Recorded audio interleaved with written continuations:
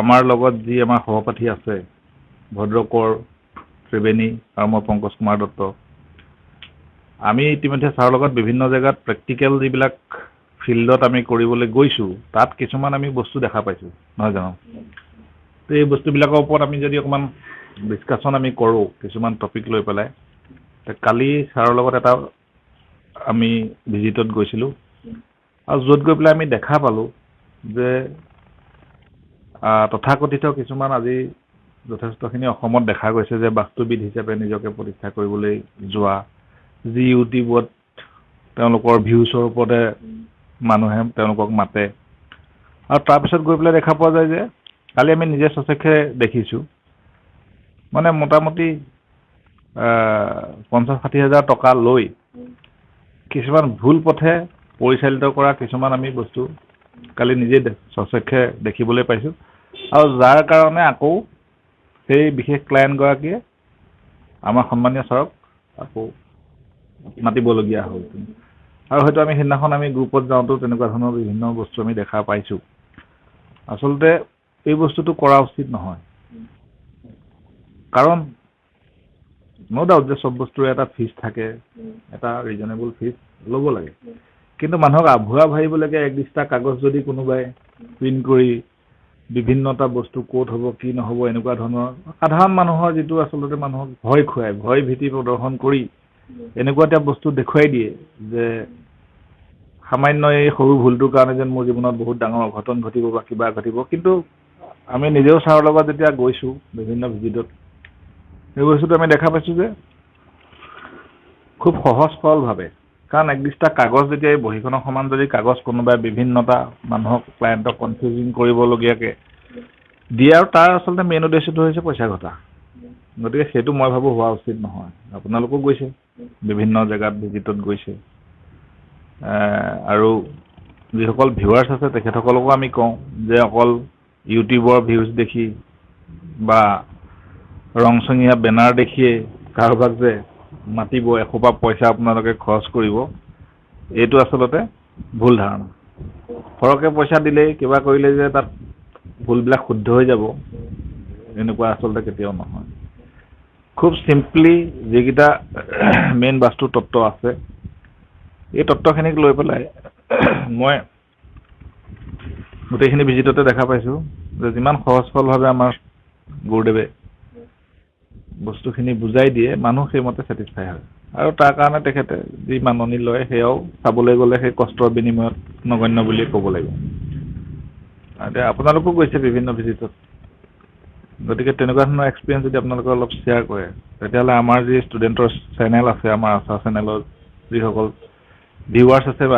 ভাবিছোঁ তেখেতসকলো উপকৃত হ'ব ঠিকে কৈছে আপুনি ছাৰক প্ৰণাম জনাইছোঁ আমি ছাৰৰ লগত প্ৰেক্টিকেল ক্লাছৰ কাৰণে বিভিন্ন জেগাত গৈছোঁ আৰু বিভিন্ন অভিজ্ঞতা আমাৰ এতিয়ালৈকে হৈছে তাৰে মাজতে মই এটা কৈছোঁ সিদিনা গৈছিলোঁ আপোনাৰ ৰৰৈয়াত গৈছিলোঁ যোৰহাট তাৰে সেইটো তেওঁলোকৰ ঘৰটো আছিলে মানে জমজ ঘৰ দুটা পৰিয়াল একেলগে আছে তো ঘৰটো দেউতাকৰ দিনৰে ঘৰ আছিলে যেতিয়া ভাগ কৰিলে তেওঁ সৰুজনে পালে উত্তৰ ফালৰ মানে যিটো ভাগ সেইটো সৰুজনে ল'লে আৰু ডাঙৰজনক দিলে দক্ষিণ ফালৰটো আৰু উত্তৰ ফালে জেগা অলপ খালী আছিলে আৰু পূব ফালটো তেওঁলোকৰ মুকলি আছিলে গতিকে নিঃসন্দেহে মানে সৰুজনৰ মানে উন্নতি হৈ গ'ল এতিয়া আৰু তেওঁ আৰু ডাঙৰকৈ মানে তেওঁ নিজৰ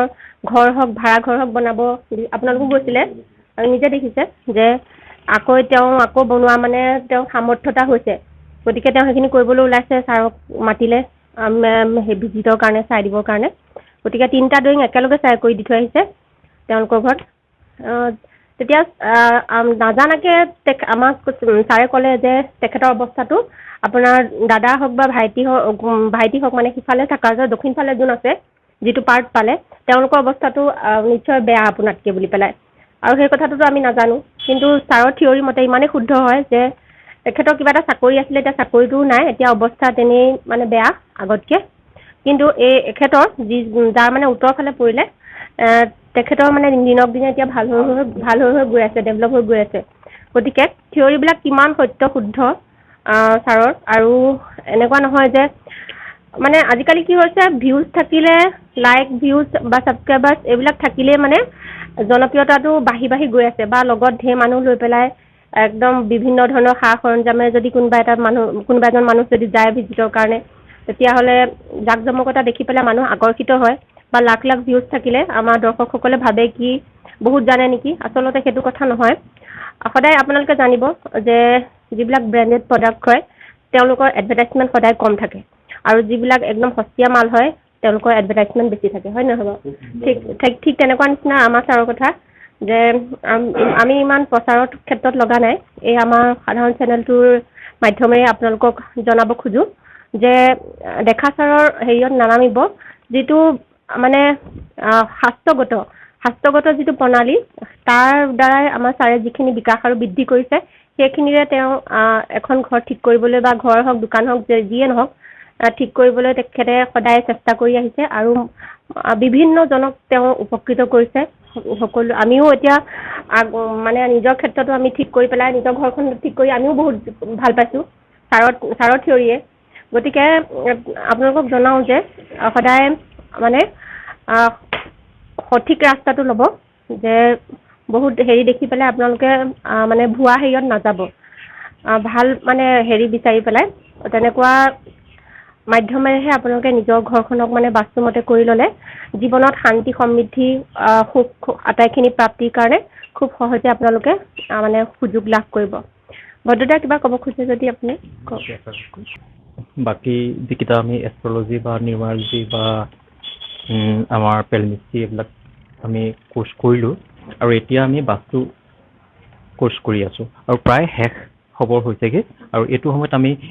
ছাৰৰ লগত প্ৰেক্টিকেলৰ কাৰণে ছাৰৰ লগত আমি ভিজিট যাওঁ আৰু ভিজিট যাওঁতে আমি যিবিলাক দেখিছোঁ এইখিনি আমি নিজ চকুৰে দেখিছোঁ আৰু সেইবিলাক আমি সম্পূৰ্ণ আমি ছাৰে শিকোৱা যিবিলাক বাস্তু থিয়ৰী সেই থিয়ৰীৰ মতেই গোটেইবিলাক হৈ থকা আমি দেখিবলৈ পাইছোঁ আমি বাস্তুটো বেলেগ একো নহয় ই পুৰণিৰ পৰা চলি থকা আমাৰ বৈদিক যুগৰ পৰা আমাৰ বেদৰ পৰা অহা যিটো স্থাপত্য বেদৰ যিটো সেই স্থাপত্য বেদৰ মতে হয় ই বেলেগ একো নহয় আৰু সেইমতে ছাৰৰ লগত আমি ভিজিট যাওঁতে আমি যেতিয়া চৰাইদেউ গৈছিলোঁ চৰাইদেউতো তেনেকৈ আমি দেখিবলৈ পাইছিলোঁ তাতো এজন খুব নামী বাস্তুবিদ তেখেতে